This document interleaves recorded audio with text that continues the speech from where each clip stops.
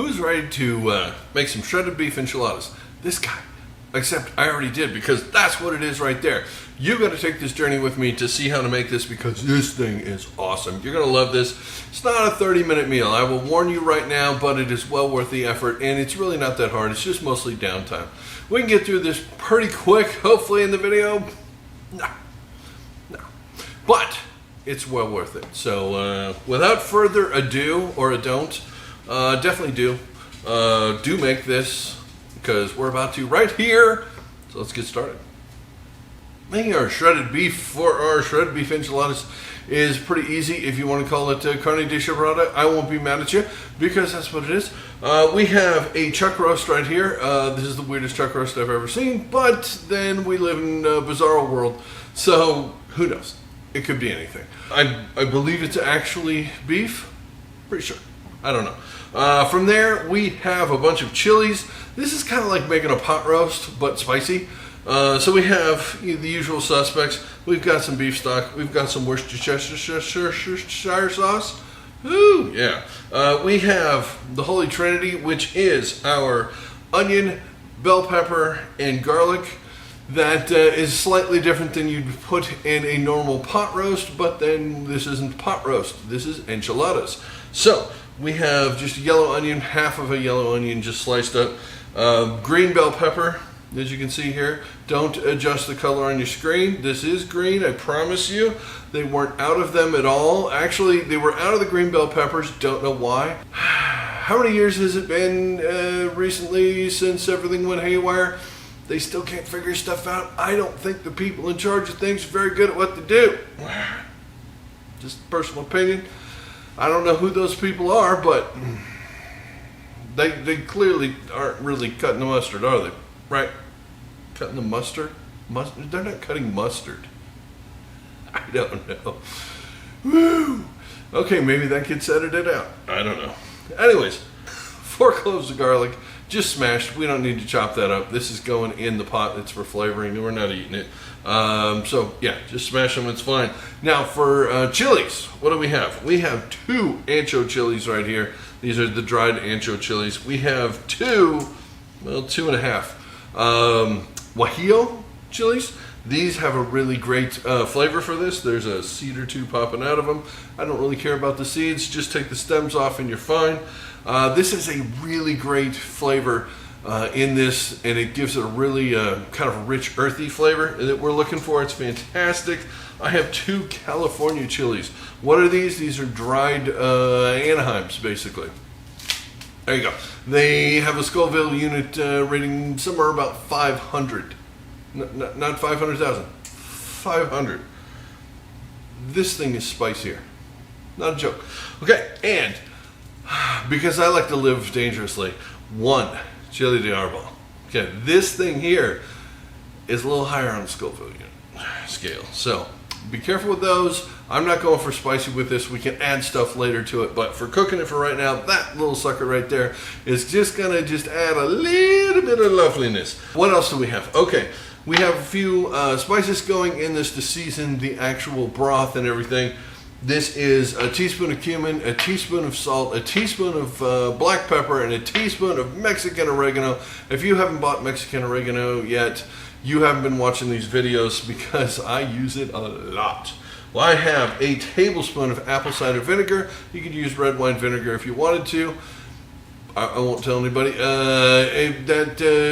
That pretty much limits your vinegar. If you don't have any vinegar, but you have a big bottle of wine, put about a 1/4 cup, half a cup of red wine in this. It'll do about the same thing with the acid level.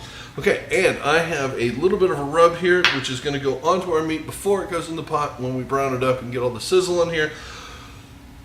What's in this? I know I'm trying to talk faster.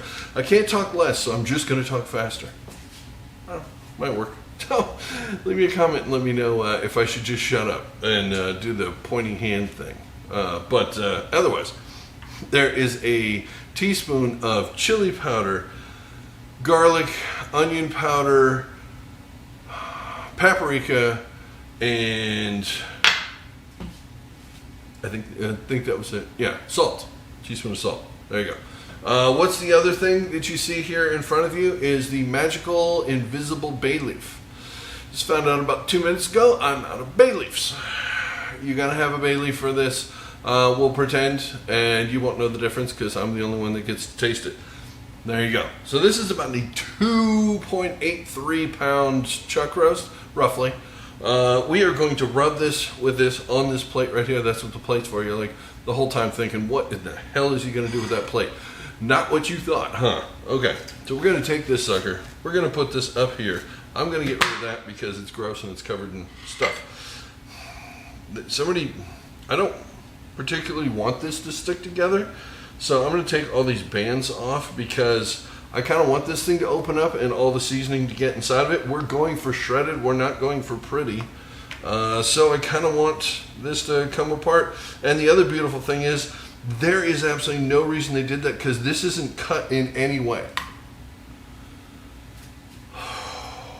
We're just going to rub this thing down. I'm going to wash my hands real fast. I got a lot of blood on me now. I'm back. And we are just going to dump this whole thing. All of it. I mean, the whole thing. It's crazy. There isn't that much. All right, we're just going to dump this all over the top. I'm going to put some on the side there. And we are just going to kind of pat this in, roll it in it, make it beautiful, make it ready to go into our big cast iron Dutch oven over here. Crock potty, the Dutch oven things. We are just going to do this. Get in here. Basically, anywhere where the heat's going to hit it. We're going to brown this thing off. Yes, this is going to bake in the oven, but you want to add the browning to it first. Personally, I just think that's a good idea, especially if you're going to put the seasoning on it like this. Otherwise, you miss a step. All right, so that sucker's ready to go. We're going to get this in there. I'm going to take you over to the stove where we've got the pot ready to go and some oil in it, just enough to keep this thing lubricated so it doesn't stick too bad. But I'll meet you over there. So for cooking our chuck roast here, we're just going to put this into our big cast iron pot, enameled cast iron pot, like cassoulet, whatever you want to call them. We're going to brown this on all four sides for about a minute on each side. Do not get it quite this hot. As you can see, it's smoking, which is a bad sign. All the spices we put on the outside are starting to burn. That is not a good idea. So I'm going to cool it down with just a little bit of beef stock in there. And then pull the meat out before we cook the veg. Now, wipe the pot out at this point. No, I didn't do that. I just put the oil on top. Okay, wipe it with a damp paper towel first. Get the burnt bits out, then oil it. Now we're going to put our peppers, the green bell pepper. It's green, I promise. The onion and our garlic are all going to go in here. We're going to sweat this down for about 5 minutes or so on medium lowish heat. Hopefully I'm smart enough to turn it down, and then give this the peppers a chance to warm up a little bit after that 5 minutes. We don't need to toast these, so they don't need to be in contact because we're going to be adding a lot of liquid to this. Put our chuck roast back in, move half the veg over there, and then get the beef stock up to about 3/4 of the way up. Of course, I didn't film that part. And then put a lid on it, let it simmer on the stove for a couple of minutes until you get a nice little simmer. Perfect. I'm going to turn that one more time. Then it's going in the oven. We're going to cook this thing in the oven at 250 for 4 hours. I'm going to turn it once at 2 hours. And then 30 minutes before it's done, we are going to pull it off, take the lid off. We're going to baste this thing real fast, put it back in the oven for that last 30 minutes, and it's going to be perfect. That step is awesome. All right, our meat is out. This thing is done. It's been 4 hours. The important thing is you've taken the lid off in that last half hour. Really gives you a really nice finish to this thing. Oh, it's got a bark on it. It's beautiful. And then just cover it, let it sit, and it needs to cool down and rest in the juices for a good half hour, 40 minutes. Otherwise, you're going to get one really dry, horrible piece of meat. We have done that. She's ready to go. Let's shred this thing. All right, I got a bowl here. I'm just going to lift this out. I'm going to set this in here. We are using this liquid, but not at the moment, so I don't need any of the liquid. I just need a big old chunk of meat. Boy, that shrank. Okay, that shrank a lot. I'm going to move this out of the way. Yes, it's hot. If it didn't melt the gloves, it won't burn your hands. That's my theory. If it did melt the gloves, call 911 because you have 3rd-degree burns. All right, I'm just gonna get in here. Oh yeah, look at this thing. It is just, woo! It's hot. It's really, really hot. Okay, plan B, forks. Look at how this is shredding. Look at this, look at this. That's how you know you did a good job. That's how you know you have a nice piece of meat. It is just coming apart with no effort. I mean, this is no effort whatsoever. So just shred it into nice long pieces because it's shredded beef. All right, we don't want to over shred this. You want there still to be some bigger pieces. We can shred more later, but you can't unshred it. So remember, don't go too far right now. We're just trying to loosen this up and get it all apart and everything. If you see a big piece, that's a pretty big piece. We're just gonna give that guy a little what 4, what 5, whatever it takes. But now,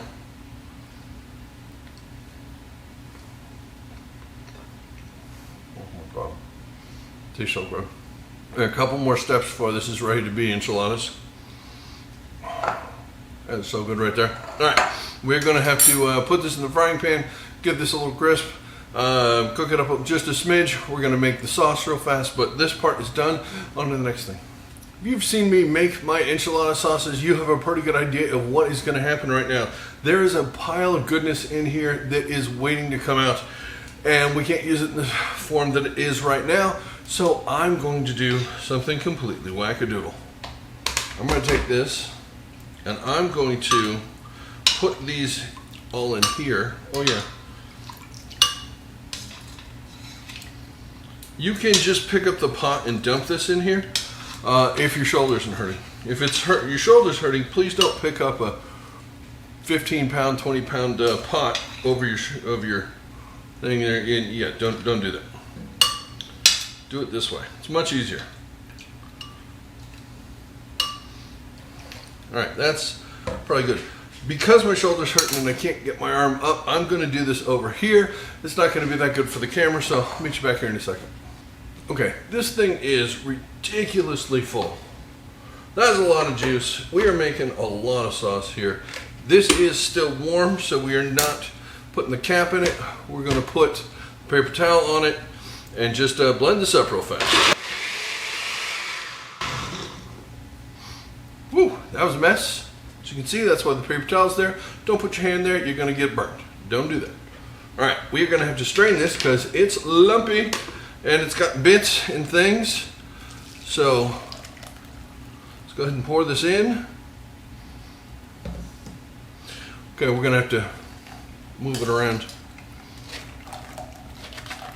Tongs are the worst tool for that. Let me get something better, hold on. All right, if you're trying to do this at home, make sure you put it as far away from you as possible. It makes all the difference when it comes to flavor. Stupid cameras. Well, that's why I say cameras add an hour and a half. How much easier this would be if there wasn't any cameras on? I mean, it wouldn't be as exciting for you.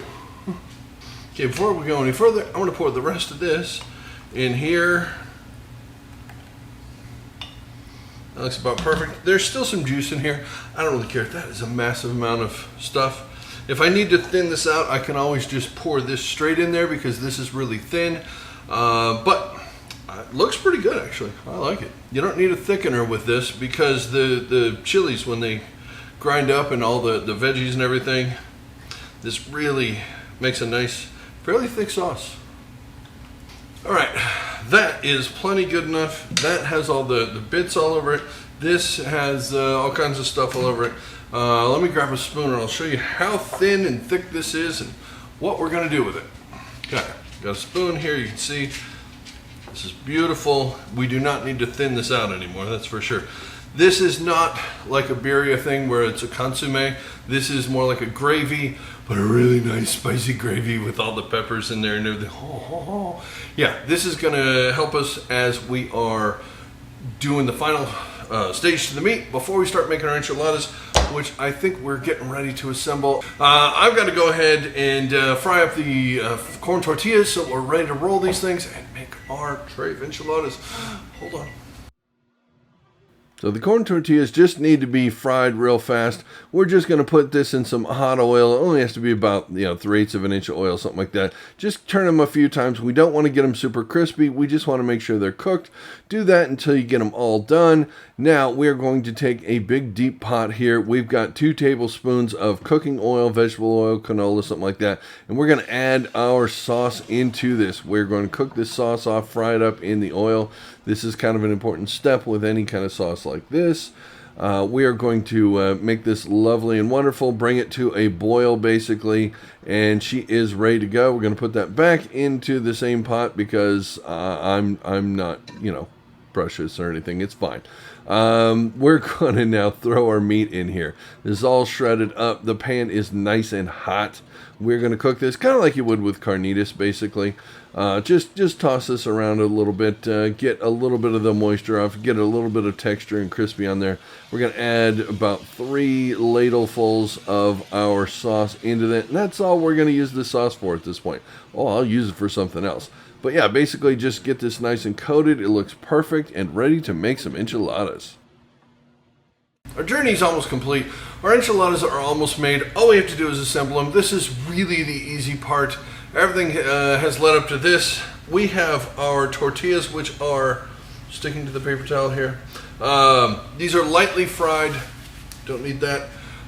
These are lightly fried just because it makes them pliable and makes them delicious. You cannot use raw corn tortillas in this. It does not work. So we are going to put this on a plate here, which is going to let us put a little bit of sauce on the plate. You'll see. Hold on. You don't need me to explain all this, do you? Come on. All right, we have our enchilada sauce. You saw me make the enchilada sauce on the Guillermo's Cocina channel. This is a fantastic, slightly sweet sauce, which is going to contrast beautifully with the flavors of our carne de chabrana right here that has that beautiful unctuous gravy, basically, that it's cooked in. It's really rich. I mean, the umami on this thing is just off the chart. Seriously, you got to try this. Make this recipe, please. We're going to put a little bit of our enchilada sauce down here. We're going to put a little bit of our enchilada sauce down here. We're going to spread this out. I'm going to give it one more. What the heck? Hopefully we don't run out of enchilada sauce because I plan on drinking that with my dinner. Okay, that's ready to go. That's ready to go. We can push this out here, out in front. We don't need that at the moment. We have our plate right here. This is the way I like to do this, basically. Opinions vary on the best way to do this, but I like to basically set that there, take this. I'm gonna get my hands dirty. It's that moment like if you're making concrete before your hands go in and you realize your hands are just gonna be all messed up. Yeah, it's kind of that. There. Now we have a little bit of sauce on the inside, a little bit of sauce on the outside. We've got a bunch of our meat here because it's so darn good. And we are just going to roll this sucker up. Sorry, didn't mean to swear. I used the S word. Yes, I am putting this sucker down. Enchilada number 2. This goes pretty quick. You get the idea. Second verse, same as the first. Rinse and repeat.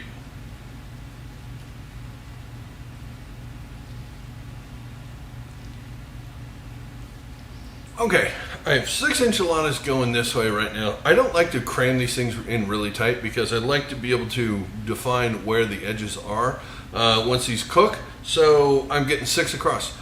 I have 8 tortillas. Oh gee, what am I gonna do? I'm gonna slide all of these over like this right now. And I don't know about you, but I live in a household where somebody likes a cheese enchilada as well. They don't just want the one note sort of thing. Even though we do have rice and beans to go with this, somebody's still going to want a cheese enchilada. Gee, I wonder who that is. So we're going to take a handful of our Monterey Jack and our mild cheddar. You use a medium cheddar. Stay away from the hard stuff.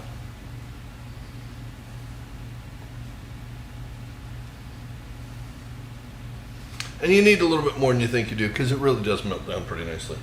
All right, just put that in there. That is it. That's all that goes inside this. It's an easy peasy, cheesy cheese enchilada.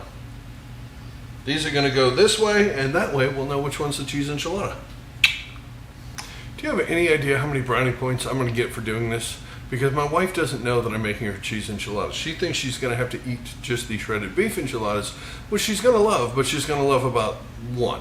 This way, she gets to have a contrast, and she doesn't even know I'm doing it for her. Those are the sorts of things that get you brownie points. Just saying, fellas. Do something she didn't expect you to do because you wanted to. Not because she told you to. All right, we have this here. I'm going to pull this over. This is some good sauce. We don't want to miss any of the sauce. I'm going to use every drop of this enchilada sauce, so I'm not wasting that. See that? There was some really good drops of enchilada sauce right there. All right, let's just ladle this on nice and thick.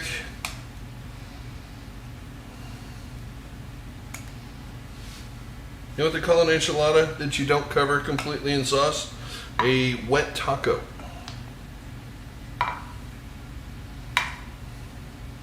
So, sauce every bit. I know some people like the little crunchy bits of the tortilla that stick out in the whole thing. Traditionally, it's not supposed to be like that.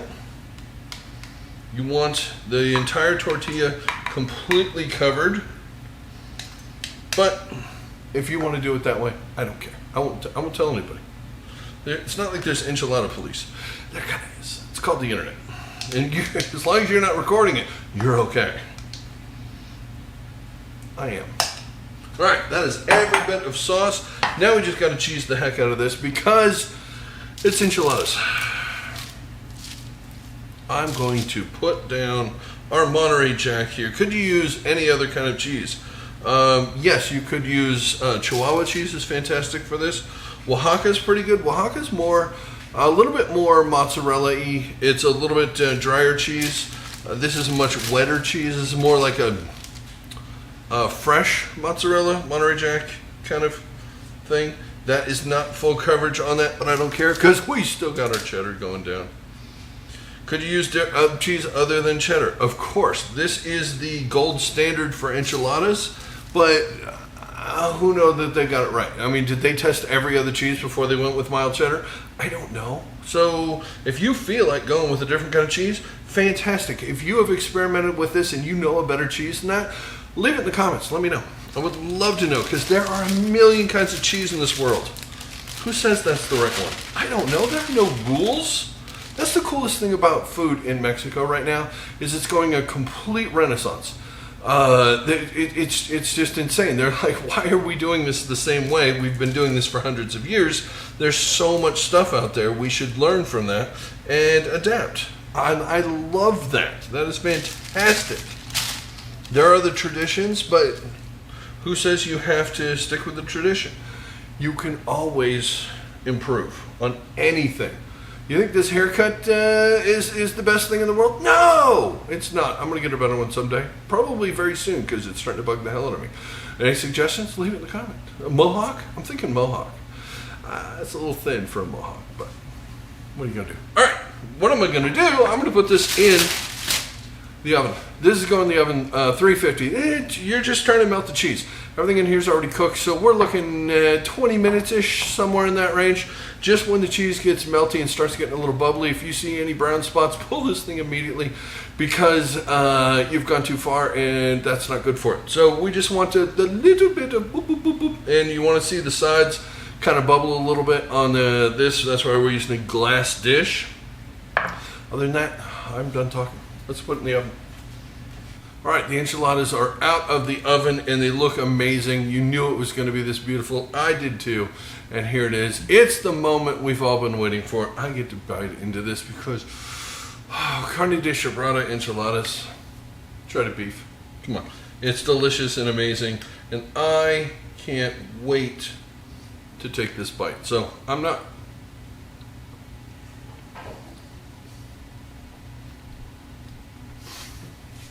Oh, wow.